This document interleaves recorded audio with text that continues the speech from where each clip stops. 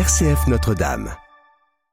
Aujourd'hui, nous sommes au cœur d'une exploitation agricole où les champs ne servent pas seulement à produire des récoltes. Ici, une partie de l'activité participe aussi à produire de l'énergie grâce à la méthanisation. Pour comprendre comment cela fonctionne et quels sont les enjeux derrière cette activité, nous allons parcourir le site qui se situe dans le Vitria. Nicolas Moriti, entrepreneur et exploitant agricole à Vitry Bioénergie.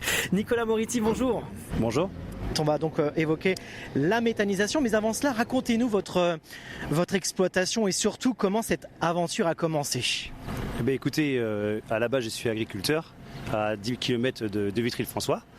Et puis j'ai dû apprendre le métier à une époque et puis je me suis penché vers les énergies où j'avais un petit mordant, c'était intéressant, on sortait de l'exploitation agricole pour y faire dans un premier temps du solaire et puis aujourd'hui donc de la méthanisation.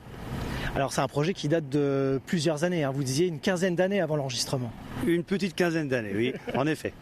Alors vous n'êtes pas tout seul, hein. Vous êtes co-gérant, c'est bien ça, de ce site ? Exactement, donc j'ai un associé qui s'appelle Damien Thierry qui m'aide au quotidien, c'est-à-dire que je vais m'occuper moi un peu plus de la méthanisation, Damien plus donc des champs qui nous servent d'outils pour produire des cultures intermédiaires, mais aussi recevoir des matières sortantes, le digestat de la méthanisation. Donc une bonne petite quinzaine d'années ce projet, vous avez connu des hauts et des bas forcément comme tout projet qu'on lance au quotidien. Alors si on retourne quelques années en arrière, vous imaginiez devenir aussi producteur d'énergie ?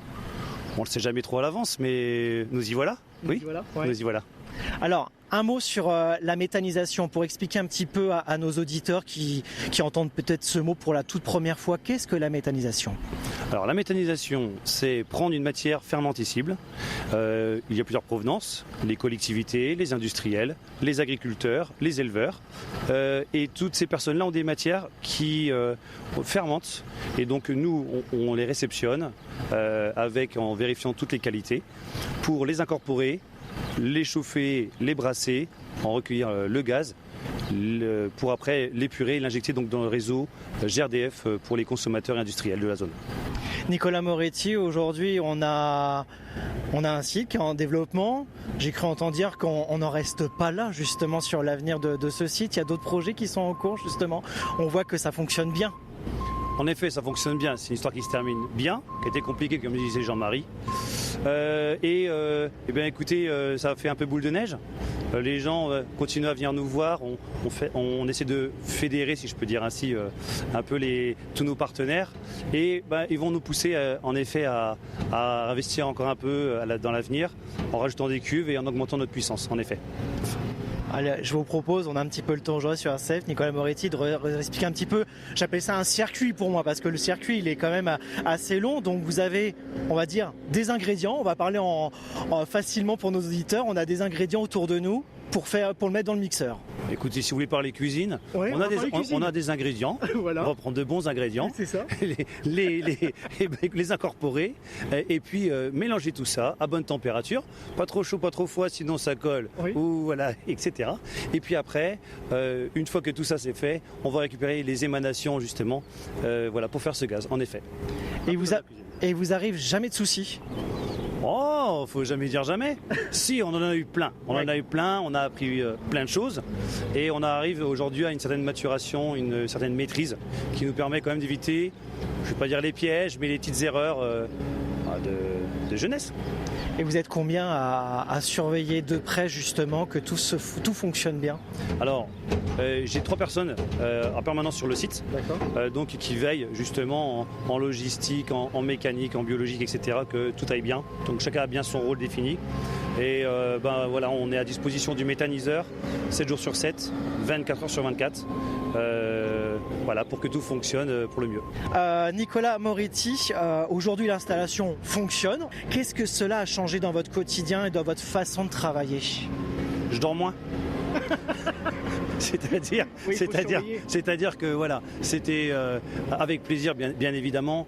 On est face à une industrie qui demande rigueur et disponibilité, comme je le disais. Donc j'étais agriculteur. On a fait du solaire, tout se passait bien. J'avais mes cycles de repos et de travail. Là, il faut travailler. Alors, je dis ça bien évidemment sans regret.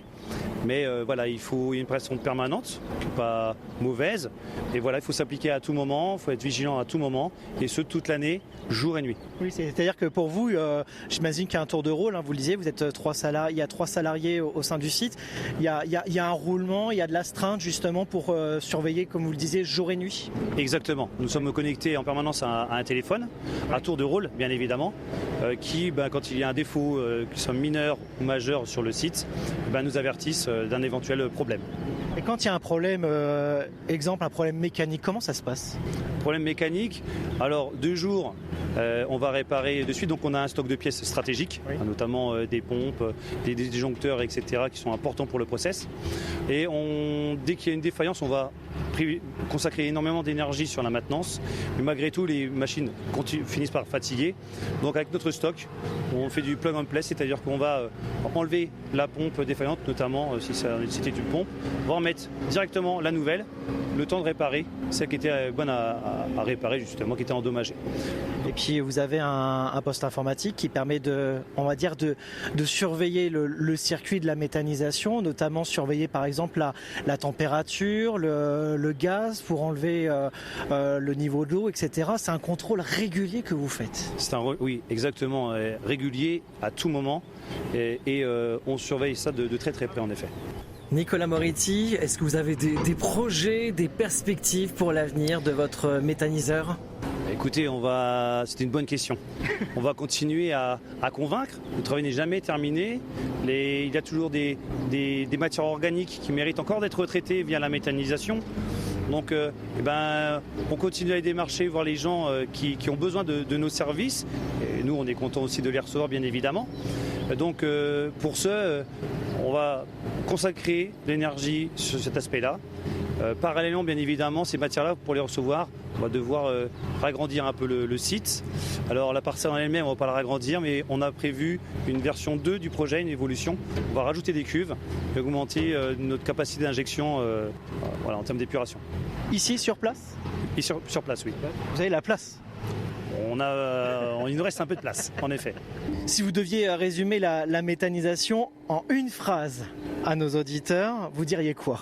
C'est un exercice en effet. Écoutez, c'est une aventure à vivre. Oui. C'est riche humainement, techniquement, et même après une bonne séance de douleur, on est content de ce qu'on fait. Voilà, et on est fiers. On le voit dans votre visage et dans votre voix, hein. Les auditeurs ne voient pas, moi je vous vois, mais dans votre voix on l'entend, la fierté d'avoir lancé ce projet. Oui, en effet, on est fiers. Ah oui, on est passionné. Il faut être passionné pour y arriver. Et une fois de plus, oui, voilà, c'est un aboutissement et on est content de produire de l'énergie localement avec tout ce qu'on voit, produire de l'engrais organique bon pour les champs et puis de rendre service un peu à toutes les collectivités industrielles qui ont besoin de nous et pour lesquelles on se met à disposition. Merci à vous Nicolas Moriti, on vous souhaite une bonne continuation et de très beaux projets à venir alors. Écoutez, je vous remercie beaucoup et je vous dis au plaisir. Et merci d'avoir partagé votre métier et votre passion au quotidien. À nos auditeurs, une agriculture qui produit à la fois des cultures, de l'énergie et qui interroge aussi notre modèle de demain. Une réalité de terrain que nous venons de découvrir au cœur de cette exploitation dans le Vitria. Merci à tous.